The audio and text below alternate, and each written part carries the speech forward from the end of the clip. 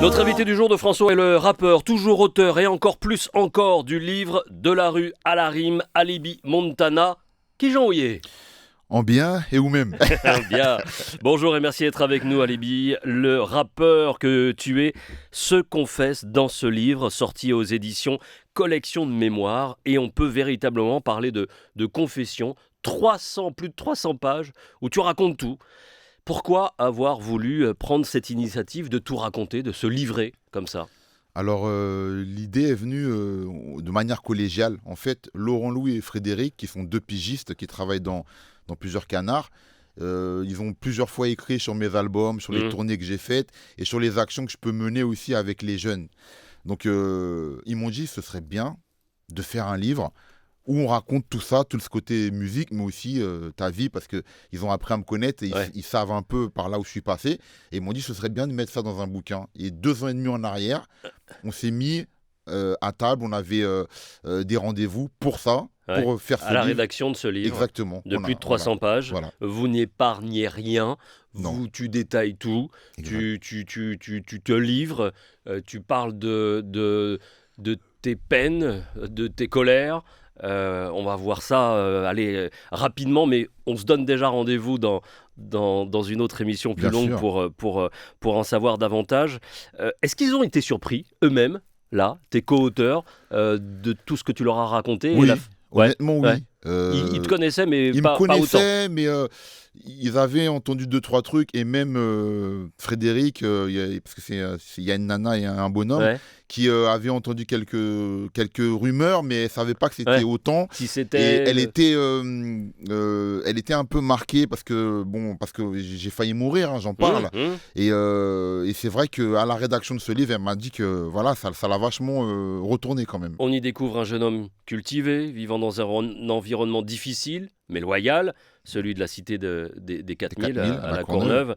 T'as ton bac et en même temps, tu restes attaché à des valeurs. Un quartier, je le disais, difficile. Est-ce que tu restes attaché toujours à cette cité ou ces environnements où tu n'aurais pas voulu ça pour tes enfants ?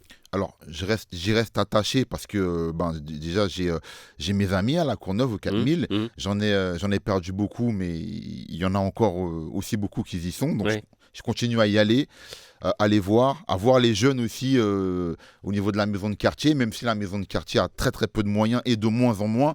Et je le fais à la Courneuve, mais je le fais aussi dans toute la France, quoi. Quand j'ai un concert, quand j'ai un événement, j'en profite toujours pour passer dans la maison de quartier pour parler avec les jeunes. Et ce que je peux te dire, Jean-Marc, c'est que j'ai l'impression que c'est de pire en pire. Que même déjà à mon époque, c'était très dur. Mais quand je dis c'est de pire en pire, c'est dans la désespérance. Je parle avec beaucoup de jeunes qui se disent c'est mort. Et qui se disent... Il n'y a rien qui a évolué entre-temps dans ces banlieues, dans ces quartiers. Moi, je pense qu'il n'y a jamais eu une vraie politique. Ça a été déjà de toute façon... Qui se retrousse les manches et qui y va vraiment. Et je pense que c'est de pire en pire. Le bac en poche et la disparition de ton père.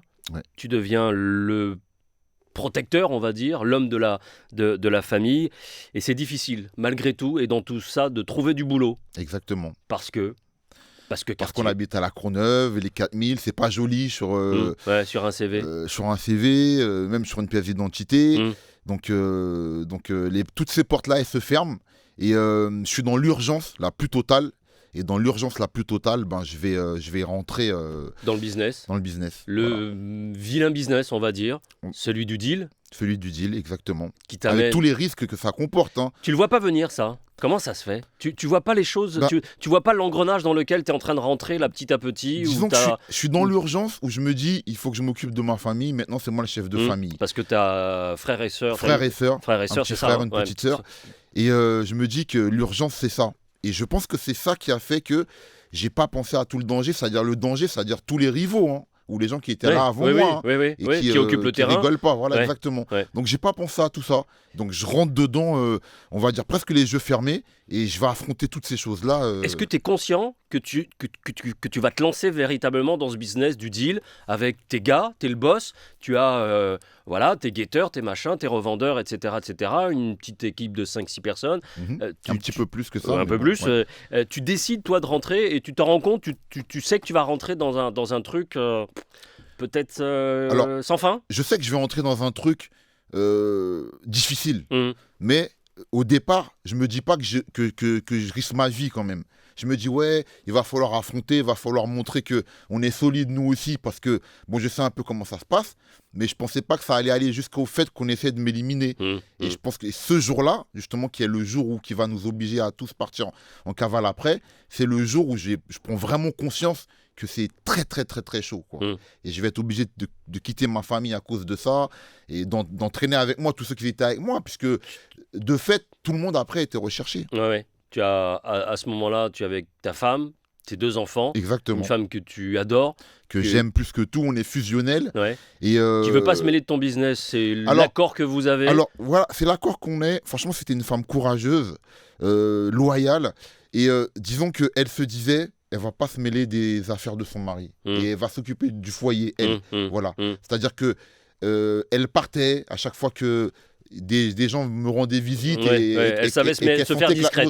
Elle se faisait discrète. Et toi, elle voulait pas entendre non plus les choses difficiles. Et toi, c'est impossible de vivre sans elle, de ne pas avoir des nouvelles d'elle, en plus des enfants, bien sûr, j'imagine. Exactement. C'est à la fois cet état d'esprit de businessman, de killer, et de tendre mari, de jeune homme qui s'occupe de sa famille, le cœur sous la main, qui pleure, bien sûr, qui éclate en sanglots à la disparition de son père. Bien sûr. C'est ces 2 facettes bien sûr, qui sont perturbantes. Voilà, et c'était plus fort que moi. Et je pense que le seul moment où mon équipe me voyait craquer, c'était en ce qui concerne la famille.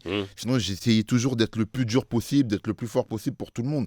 Et là où j'ai pas écouté, c'est à ce moment-là, parce que quand on était en cavale, et que même les plus jeunes me disaient, il faut que tu arrêtes d'appeler ta femme parce qu'on va se faire repérer comme ça. Et tu te fais repérer. Je leur disais oui le soir. Mais dès le lendemain, j'allais à la prochaine cabine et j'appelais quand même. Et là, tu te fais choper. Et c'est ça qui a causé notre perte. 7 mois de prison. Ouais. Et une 2e prison, à nouveau. Exactement. Dans les conditions similaires. Exactement. Échange de coups de feu, etc. Légitime défense ou pas. Enfin bref, tu prends 3 ans et demi. Voilà, il y avait légitime défense. C'est ce que mon avocat aussi a plaidé. Mais ils n'ont pas voulu retenir ça parce que comme c'était sous fond de trafic et que elle était très difficile l'histoire des échanges de coups de feu. Ils ont eu peur aussi que des gens soient touchés. Et grâce à Dieu, il n'y a eu personne d'autre de touché. Sauf lui. Mais il faut savoir que ma voiture, elle a été ce qu'on appelle criblée de balles. Et que si je suis en face de toi aujourd'hui, Jean-Marc, c'est parce que j'étais armé. Même si, à chaque fois que je vais dans un quartier, je milite pour ne pas être armé. J'explique bien aux jeunes qu'il n'y a rien de glorifiant. Et même pendant ma tournée qui a marché après mon premier album, qui nous a permis de faire une carrière, j'ai toujours dit, en aucun cas, le fait d'avoir été en prison, le fait d'avoir fait tout ça, donne une crédibilité. Et à la sortie de ces 3 ans et demi de prison, c'est la sortie de l'album 1260 jours. Qui va tout changer pour moi et pour les gens qui sont avec moi. 1260 jours pour Alibi Montana. Pas un seul pour Fabius ou pour Roland Dumas. On détourne des millions au nom des rétrocommissions. Mais au-dessus des lois, les énarques ne font pas un jour de prison. C'est l'éclaireur, le poète qui détient la formule. L'unique artiste dans l'industrie que personne ne manipule. De Chirac à Pasqua, ils méritent tous de faire du ferme. Au lieu de ça, on étouffe et on nous hypnose avec la ferme. Et toutes les saloperies pour maintenir le peuple en léthargie. Donc moi j'agis, je réagis, je suis le hip-hop, son énergie. Alibi Montana, de la rue à la rime, pour se resituer dans ce contexte. Alors c'est 300 pages détaillées. Tu reviens d'ailleurs, il y a un style d'écriture là-dessus où tu écris comme tu parles, voilà, tu expliques les choses, tu te livres, tu évoques un fait, tu passes à autre chose et puis tu reviens dessus pour ça prouve que tu insistes pour dire que voilà, tout ça a compté. Est-ce que il me semble que tu as du recul aujourd'hui sur les bêtises, les armes à feu, nécessaires ou pas, mais finalement tu sais aujourd'hui, tu l'écris que ça ne peut être que galère de toute façon. Et en même temps, c'est impossible de faire différemment. Dans ce contexte-là, c'est quoi ta position aujourd'hui ? Alors, ma position aujourd'hui, Jean-Marc, comme je te le dis, même quand je peux débattre avec des jeunes avec ce livre, c'est bien de leur dire qu'une arme à feu, c'est pas quelque chose de positif. et que s'armer dans la cité, dans l'idée de se dire je vais m'armer pour faire ceci, pour faire cela, c'est pas bon. Et que la meilleure des choses, c'est essayer de ne pas rentrer dedans, faire les études, bosser, surtout qu'on a une famille. C'est ce que j'essaie de dire. Parce qu'en plus, tu sais, moi j'ai des amis qui sont restés, qui sont ancrés dedans jusqu'au jour d'aujourd'hui.